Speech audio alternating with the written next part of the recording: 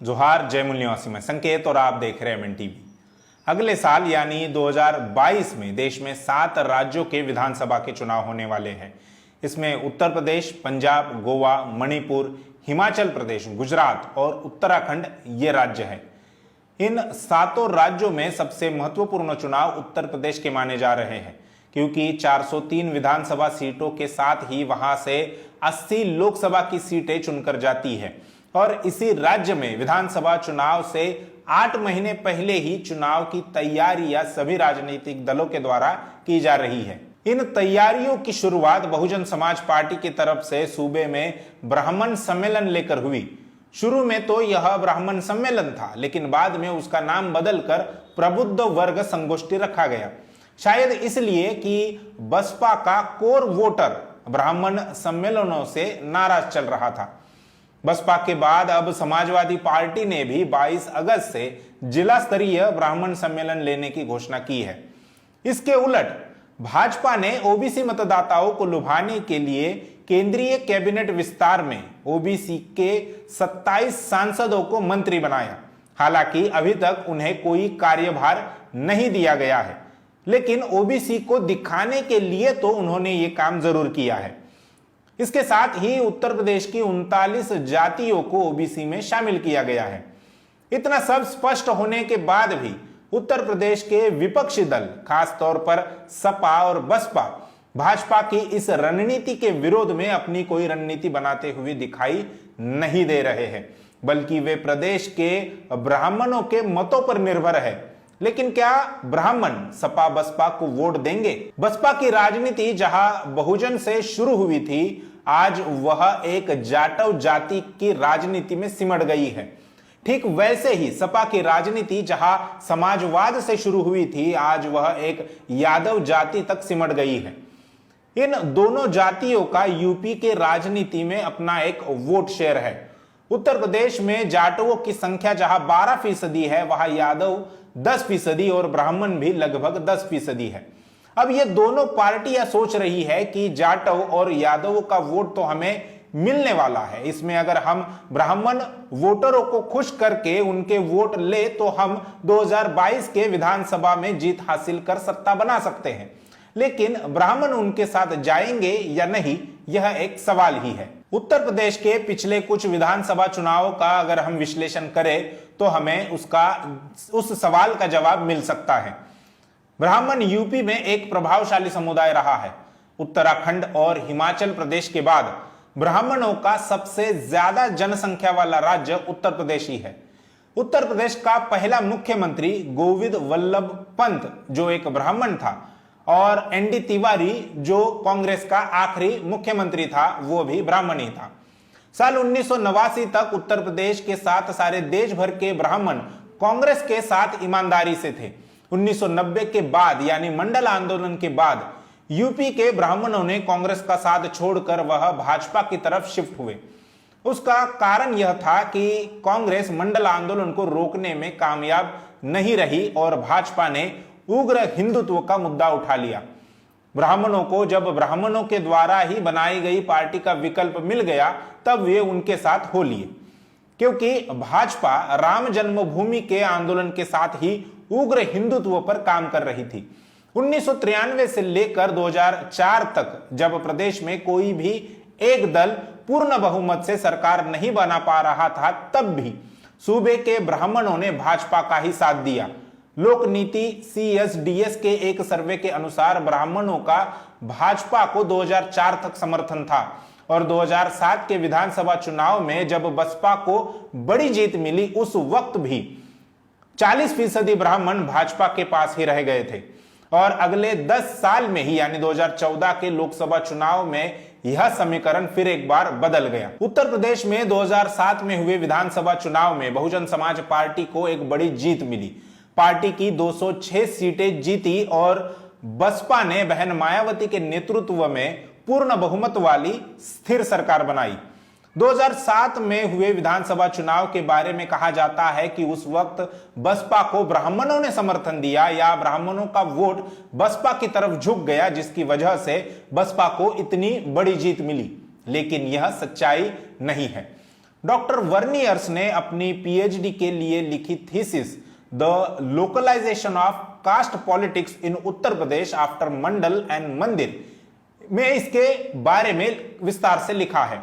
371 पन्ने के अपने इस थीसिस में डॉक्टर वर्नियर्स ने लिखा है कि बसपा द्वारा लगाए गए हाथी नहीं गणेश है, ब्रह्मा विष्णु महेश है, या ब्राह्मण शंख बजाएगा हाथी चलता जाएगा, इन घोषणाओं का ब्राह्मण मतदाताओं पर कोई असर नहीं हुआ और ब्राह्मणों के समर्थन की वजह से यूपी में बसपा की सरकार बनी थी। यह एक झूठ है, एक मिथ है, क्योंकि 2007 के चुनाव में ब्राह्मणों के मात्र 17% वोट बसपा को मिले थे।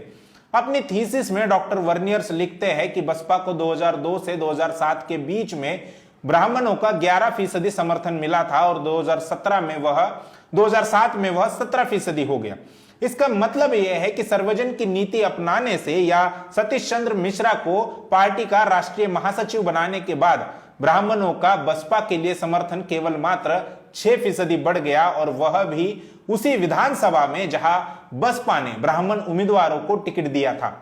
उस दौरान भी 40% ब्राह्मणों का समर्थन भाजपा के पास ही था।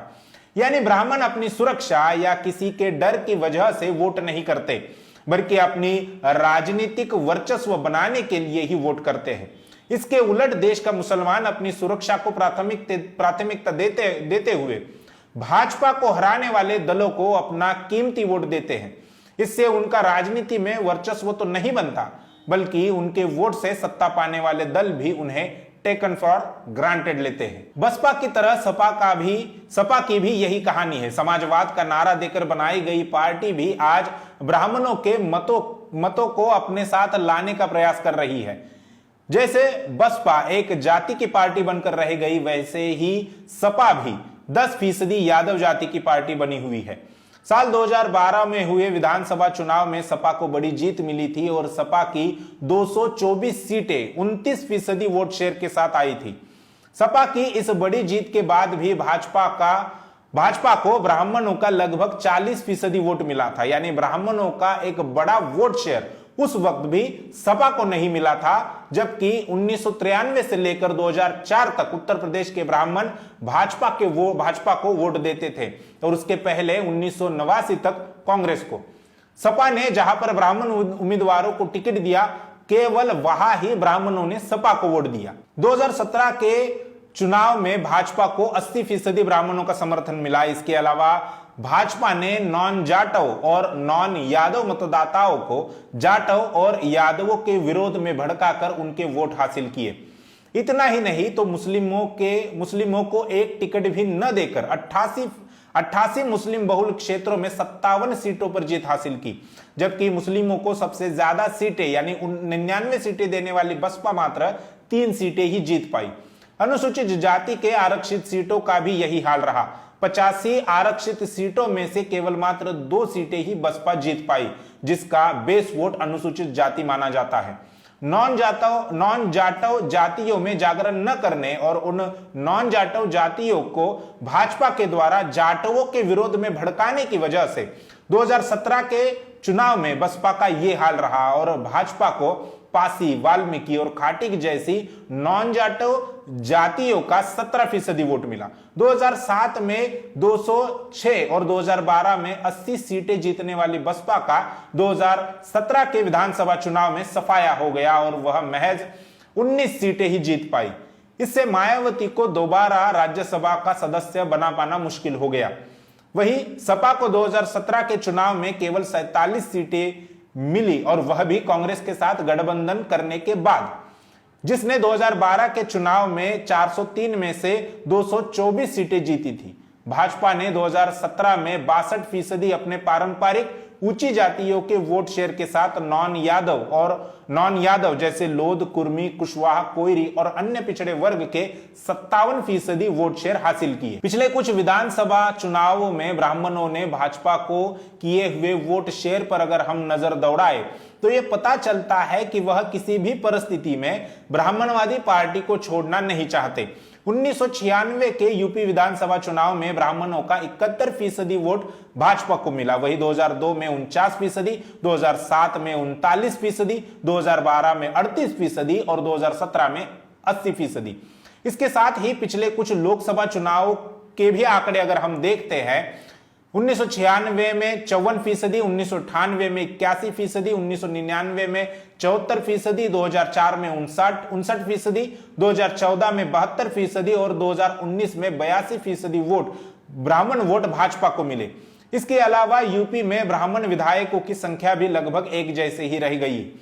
2002 में 41 ब्राह्मण विधायक, 2007 में 56, 2012 और 2017 में 47 विधायक ब्राह्मणों के रहे। यह बात अलग है कि मंडल आंदोलन से पहले यूपी में 81 ब्राह्मण विधायक थे और उसके बाद वह संख्या घटकर आज 47 पर आ गई है। यूपी में ब्राह्मणों को कमजोर करने का काम मंडल आंदोलन में मान्यवर कांशीराम साहब और मुलायम सिंह यादव इनके द्वारा लगातार होता रहा। यानी सत्ता चाहे किसी भी दल की आए, ब्राह्मणों का सत्ता में स्थान निश्चित होता है और खास तौर पर ब्राह्मणवादी पार्टियों के द्वारा।